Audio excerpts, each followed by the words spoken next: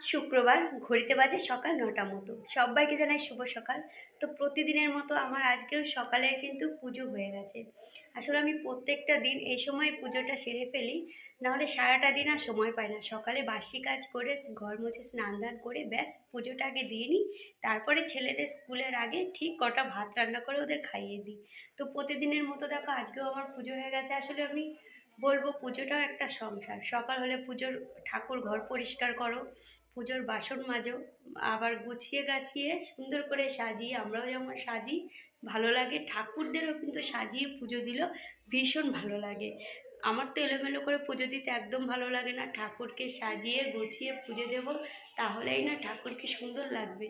তো চলো, প্রতিদিনের মতো আমার একটা বড় কাজ হয়ে গেছে। আমার সকালে পুজো দেওয়া হয়ে গেলে মনে হয় সত্যি আমার বড় একটা কাজ হয়ে গেলে, কাজ হয়ে গেছে। এবার আমি সারাদিন রান্না করব, খাবো দাবো, যা খুশি করব।